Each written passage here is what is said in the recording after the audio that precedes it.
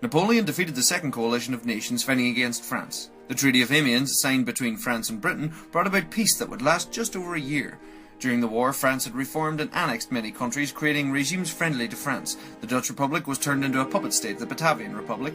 Various Italian republics were set up, and Switzerland was reformed into the Helvetic Republic. As part of the Treaty of Amiens, Britain was to leave Malta, Egypt and Cape Colony, Napoleon trying to clamp down on British imperialism. They hesitated as Napoleon seemed to not be fulfilling his ends of the bargain. In 1802, the Swiss people rose up against the new government and Napoleon's troops occupied Switzerland. Other countries looked on as Napoleon interfered with foreign affairs. Britain was especially worried that Napoleon might be up to no good. Britain had sent orders to leave Cape Colony, but when they saw the French occupy Switzerland, they sent the troops back and guard against the French. Napoleon told Britain to stay out of European affairs as he reorganised things and told the British government to stop its media portraying him poorly. He moved forces across the Atlantic to Haiti and French Louisiana, which he'd won back from Spain in 1800. Britain gave France an ultimatum to leave Switzerland and Holland. He quickly sold Louisiana on the cheap to the United States of America before it could be captured by Britain. Napoleon wasn't ready for war and tried to make several deals with Britain, but none that suited Britain. So they declared war on France in May 1803, beginning what would become the Napoleonic Wars. Britain blockaded France, but sat in constant threat of French invasion. In 1804, the French Senate declared Napoleon Emperor, creating a title he could pass on to an heir, to stop France falling under a king, or even worse, the Jacobins, and thus began the French Empire. In 1805, Britain and Russia joined together to oust France from Netherlands and Switzerland. Austria joined them after Napoleon was declared King of Italy. Sweden joined in too and formed the Third Coalition. Spain was an ally of France, and they combined fleets but were defeated at the Battle of Trafalgar by Lord Nelson, who was shot and killed during the battle. Meanwhile, Napoleon's Grande Armée moved across the Holy Roman Empire and defeated the Austrian army in Ulm in Bavaria. He then occupied Vienna as a joint Russian-Austrian army approached. Against the odds, he defeated them at Austerlitz, killing 25,000 soldiers, while only losing 7,000 himself. The Holy Roman Empire was dissolved, and Napoleon reorganised them into various duchies and kingdoms to make them easier to govern. Austria signed a treaty with France, gave up some land and exited the war, leaving the rest in a stalemate. These wars saw a much grander scale to warfare, as France began to amass a huge army through conscripts and volunteers of hundreds of thousands of soldiers. Part of his strategic prowess was having artillery units as themselves, along with infantry and cavalry, rather than just artillery supporting from the background. His vast armies were able to live off the land and thus not necessarily be reliant on supply lines, allowing them to move much faster.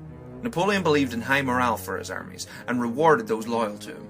Very often, outnumbered French forces came out victorious under Napoleon. The Industrial Revolution saw the mass production of weapons, allowing France to arm its huge armies, and Britain produced weapons for the coalition armies. Prussia, Russia, Britain, Saxony and Sweden joined to form the Fourth Coalition.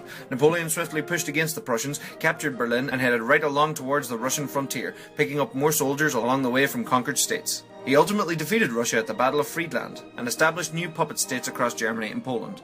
Napoleon set up the Continental System, which excluded Britain from trade, but smugglers led this to be ineffective. In 1807, Britain attacked neutral Denmark-Norway to capture their ships, fearing they would fall into France's hands.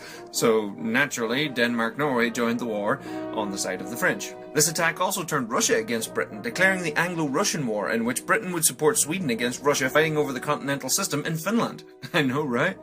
By the end of the War of the Fourth Coalition, Napoleon controlled or influenced most of Western and Central Europe. Because Portugal continued trading with Britain, France and Spain invaded, and then in 1808 France turned on Spain and took control of the Iberian Peninsula. This also caused the Spanish colonies in America to fight for their independence. The fighting in Spain would prove troublesome, as the Spanish would fight for years using guerrilla tactics against the French. Britain came in through Portugal to help. In 1809, Britain and Austria formed the Fifth Coalition against France. Britain tried to take Antwerp and open a new front for Napoleon to fight, but it failed. Britain continued ruling the waves as it fought France and its allies on the seas.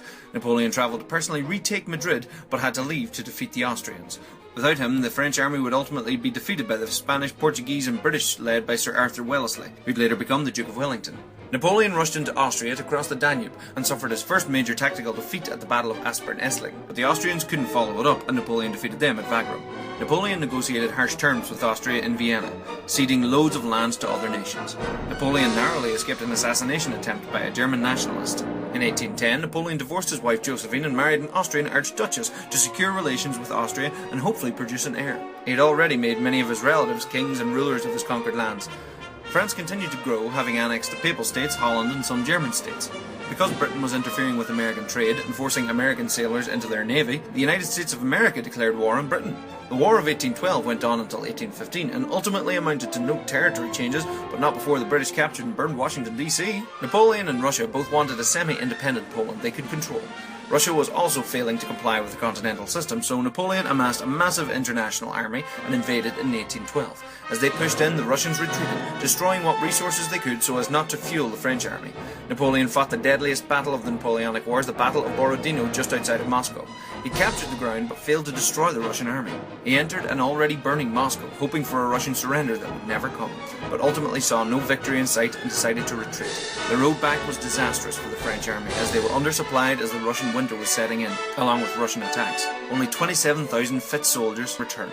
380,000 were either dead or missing, while 100,000 were captured. Napoleon returned to Paris to prepare for the advancing Russians. Napoleon quickly replenished his army numbers. Prussia declared war on France, and the Sixth Coalition grew. The British, Portuguese and Spanish had forced the French out of Spain in 1813. Austria was convinced to join the coalition too, adding more and more to the coalition's forces.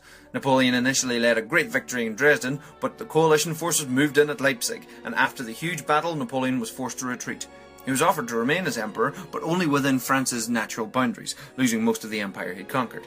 He rejected it, and the coalition forces moved in and captured Paris in March 1814. After some fighting, Napoleon ultimately abdicated and was banished to the island of Elba. The coalition leaders came together to redraw the map of Europe. But this was not the end. In 1815, Napoleon escaped Elba and returned to France and regained support and ousted Louis XVIII. He quickly mustered another French army and marched north to Belgium and catch the amassing 7th Coalition armies unaware. The surprise worked initially, but the Duke of Wellington took his forces to just outside the village of Waterloo, where his forces held their ground on a steep hill which delayed Napoleon's troops. The Prussians arrived and they all pushed against France, who retreated once more. Napoleon ultimately surrendered and abdicated once again. He was exiled this time to the much more remote island of St. Helena in the middle of the Atlantic, where he died in 1825.